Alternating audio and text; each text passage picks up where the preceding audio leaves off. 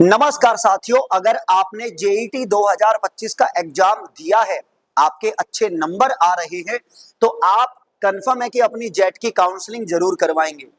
लेकिन काउंसलिंग करवाने के लिए आपके पास क्या-क्या डॉक्यूमेंट्स होना चाहिए, ये सबसे ज्यादा जरूरी और सबसे महत्वपूर्ण सवाल है। अगर आप इस सवाल का पूरा जवाब चाहते हैं तो इस वीडियो को पूरा अंत तक देखिए, बिना स्किप कीजिए करके देखिए। आपको पूरी जानकारी ए टू जेड समझाऊंगा और पेन पेपर ले लीजिए, साथ लिख लीजिएगा कि आपके पास ये दस्तावेज होने चाहिए।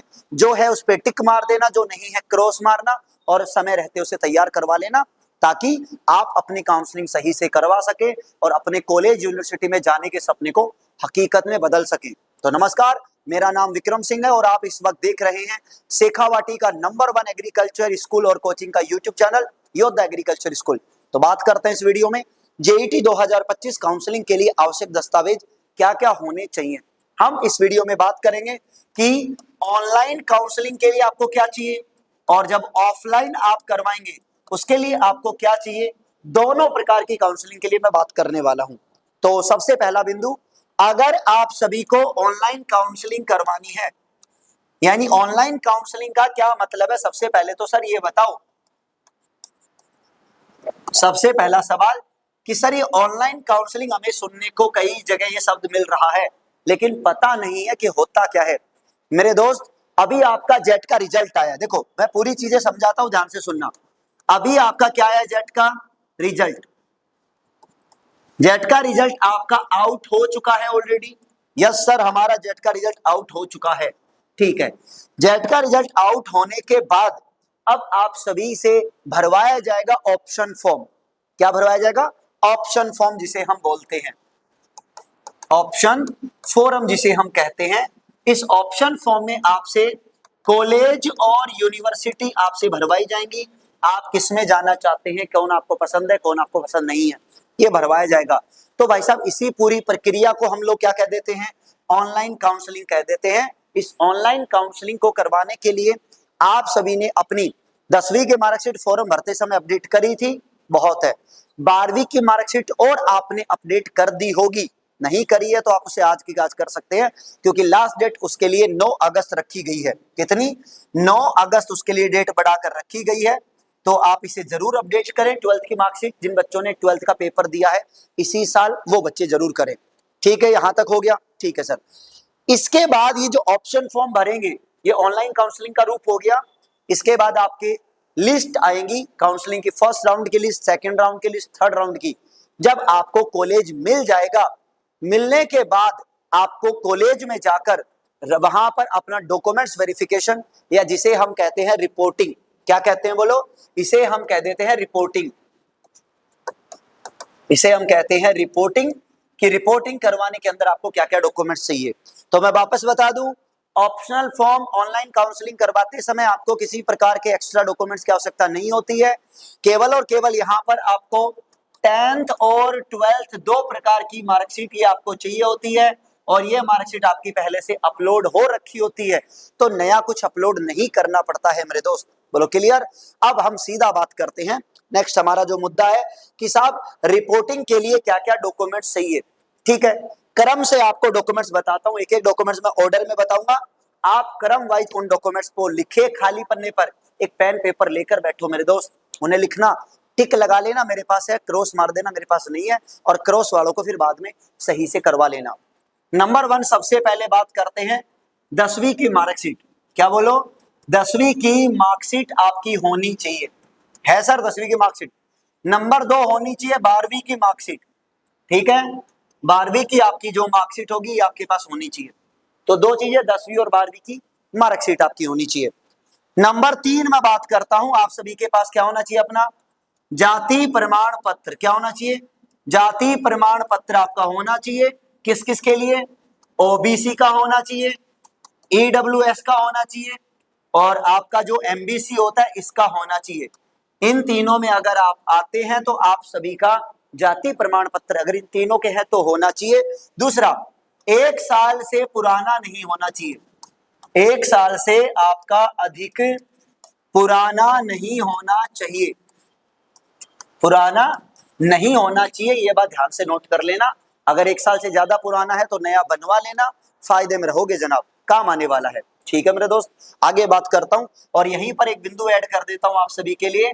अगर आप सभी को क्या करवाना है, ICAR की काउंसलिंग, क्या करवानी है, ICAR की काउंसलिंग अगर करवानी है तो ये आपको किसका बनवाना होगा, सेंटर का बनवाना होगा। जाति प्रमाण पत्र सेंटर का बनवाइएगा, जो अंग्रेजी में छपा होता है वो आपको आवश्यकता पड़ने वाली है। ठीक है, आगे बढ़ते हैं। 4 नंबर पे आप सभी को चाहिए होगा यहाँ पर अपना मूल निवास। क्या चाहिए, डोमिसाइल जो आपका बनता है, मूल निवास चाहिए कि साहब मैं राजस्थान का निवासी हूँ। ये आपका अगर पुराना भी है तो चल जाएगा, कोई दिक्कत नहीं है, राजस्थान का निवासी होना चाहिए। तो 10वीं मार्कशीट, 12वीं मार्कशीट, जाति प्रमाण पत्र, मूल निवास। और 5वें नंबर पे हम ऐड करते हैं, मैं 3 डॉक्यूमेंट्स एक ही साथ लिखने वाला हूं ताकि आप सीधा तौर पे उसे ध्यान रख सके। ठीक है, 3 क्या क्या डॉक्यूमेंट्स है। सबसे पहला आप सभी का होना चाहिए टीसी। क्या बोलो, टीसी। जिन बच्चों ने 12वीं पास कर रखी है, और आई होप सबने कर रखी है, आपकी 12वीं पास है, जिन्होंने अब की बार पेपर दिया उनकी भी 12वीं पास है, जिन्होंने पिछली बार कर रखी है उनकी भी 12वीं पास है, तो सबकी 12वीं पास है। आपकी टीसी, आपका सीसी कैरेक्टर सर्टिफिकेट और आपकी एमसी माइग्रेशन, इसे हम क्या बोलते हैं, माइग्रेशन बोलते हैं। ये 3 चीजें आप सभी को कहां से मिलने वाली हैं, आपकी स्कूल से। कहां से मिलेंगी मेरे दोस्त, ये तीनों डॉक्यूमेंट्स आप सभी को आपकी स्कूल से उपलब्ध होगा।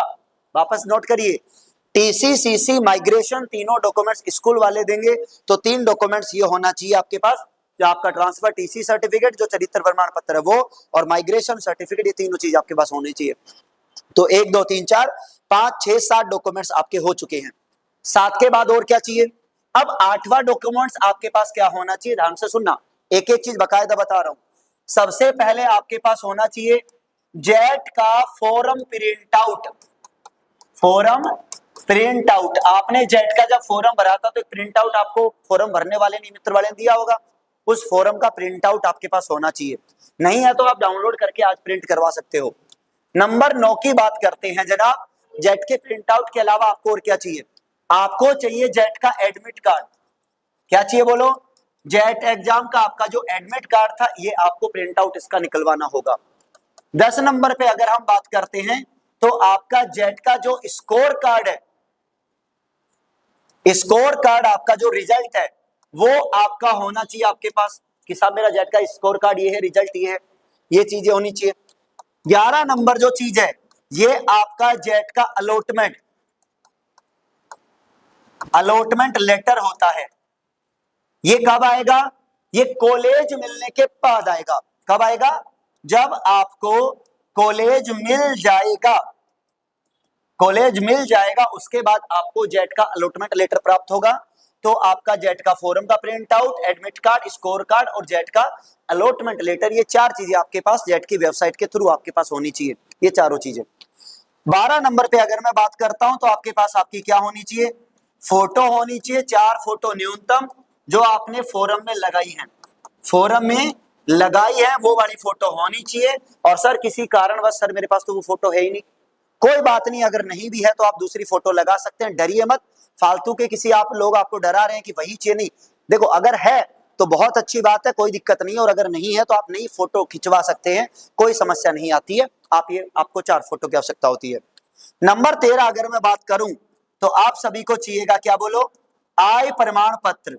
आय प्रमाण पत्र, जो भी आपके पापा कमाते हैं तो पापा का आय प्रमाण पत्र, मान लीजिए किसी के पापा नहीं है तो उनकी मम्मी का आय प्रमाण पत्र लगेगा, वो यहां पर लगने वाला है, यस और नो। और सबसे आखिरी बात करता हूं, 14 नंबर सबसे अंतिम बिंदु, कोई भी स्पेशल प्रमाण पत्र। ठीक है, स्पेशल प्रमाण पत्र। सर ये स्पेशल प्रमाण पत्र का मतलब क्या आता है, स्पेशल प्रमाण पत्र, अगर मान लीजिए आप हैंडीकैप्ड है, फिजिकल डिसेबल है, जितने भी बच्चे जो हैंडीकैप कैटेगरी से या फिजिकल डिसेबिलिटी से आते हैं, 40% का उनके पास है, तो वो बच्चे अपना फिजिकल डिसेबिलिटी सर्टिफिकेट लगाए, यस और नो। नंबर 2 पर अगर कोई भी बच्चा जो एक्स सर्विसमैन के कोटे से है, जिसके पापा कोई जॉब वगैरह करते हैं, कोई डिफेंस सर्विसेज में या राजस्थान पुलिस में है, तो वो बच्चे यहां पर लगाएं। तीसरा, कोई भी बच्चा जिसके गार्जियन यूनिवर्सिटी कैंपस में जॉब करते हैं या एग्रीकल्चर डिपार्टमेंट में जॉब करते हैं, उनका कोई जो भी सर्टिफिकेट होता है वो सर्टिफिकेट स्पेशली अपना लगाएं। तो ये मुख्य तौर पे आपके 14 डॉक्यूमेंट्स मैंने आपको मुख्य बिंदु बताए हैं, ये आप सभी को तैयार करवाने हैं। आपको तैयार कर लेने हैं, फोटोकॉपी करवा के सबको रख लेना है और आपको ये सबकी आवश्यकता पड़ने वाली है। तो मेरे दोस्त, जेईटी 2025 में अपनी रिपोर्टिंग और काउंसलिंग के लिए क्या क्या आवश्यक है पूरे बिंदु बाई बिंदु मैंने बताया। फालतू की चीजों के बहस में हमें नहीं पड़ना है। मुख्य बात, आपको अपनी काउंसलिंग बिल्कुल सही तरीके से करवानी है। आपके जितने भी नंबर हैं, ठीक है, जितने भी आपके नंबर आ रहे हैं मेरे भाई, अगर वो नंबर 150 नंबर से प्लस है या 150 भी है तो आप अपनी काउंसलिंग जरूर करवाइए। फालतू की आप किसी भी अफवाहों के अंदर मत बहिए। 150 से प्लस है तो आप जरूर काउंसलिंग करवाइए। और अगर आप फीस अफोर्ड कर सकते हैं तो पेमेंट सीट भी लगवाइए, नहीं कर सकते तो नॉर्मल सीट लगवाइए। राजस्थान में कितने कॉलेज है, कितनी यूनिवर्सिटी है, कितनी सीटें है, पेमेंट क्या होता है, नॉर्मल सीट क्या होती है, क्या अंतर है, क्या फायदा है, क्या नुकसान है, काउंसलिंग कैसे करवाते हैं, ठीक है, पूरी जानकारी मैंने हर चीज के ऊपर वीडियो बनाया है। फिर भी अगर आप और कोई वीडियो देखना चाहते हैं तो आप मुझे 7732952006 इस नंबर पर आप हमें व्हाट्सएप कर सकते हैं। क्या कर सकते हैं? व्हाट्सएप कर सकते हैं। यहाँ हमारा एक बिल्कुल फ्री काउंसलिंग का व्हाट्सएप ग्रुप है जिसे आप ज्वाइन करके अपनी काउंसलिंग में मदद ले सकते हैं बिल्कुल फ्री में। फालतू के मैसेज करने की कोई आवश्यकता नहीं है। जो भी अपडेट आएगी मैं टाइम से मैसेज करता हूं, बस वो अपडेट आपको देखनी है। फालतू कचरा फैलाने के लिए कोई नहीं है। किसी से मत पूछो कि मेरे इतने नंबर है, मुझे मिलेगा नहीं मिलेगा। कोई डिसाइड नहीं कर सकता आपको मिलेगा नहीं मिलेगा। वो काउंसलिंग होने के बाद कट ऑफ के बेसिस पे होगा। कट ऑफ क्या जा सकती है वो भी मैंने बताया है वीडियो बना करके। एक्सपेक्टेड चीजें हमने बातें करी हैं सारी की सारी। और ऐसी जानकारी देखने के लिए और वीडियो देखने के लिए, एग्रीकल्चर का नॉलेज बढ़ाने के लिए और चीजें एक्सप्लोर करने के लिए, सीखने के लिए आप मेरे साथ जुड़ सकते हैं। मेरे इस यूट्यूब चैनल, इस इंस्टाग्राम प्रोफाइल को आप फॉलो कर सकते हैं, चैनल को सब्सक्राइब कर सकते हैं ताकि आप और इंटरेस्टिंग और लाजवाब वीडियो देख सकते हैं, अपना नॉलेज को बढ़ा सकें और चीजों को सीख सकें। तो इसी के कड़ी के साथ आप और हम आगे सीखते रहेंगे, आगे बढ़ते रहेंगे।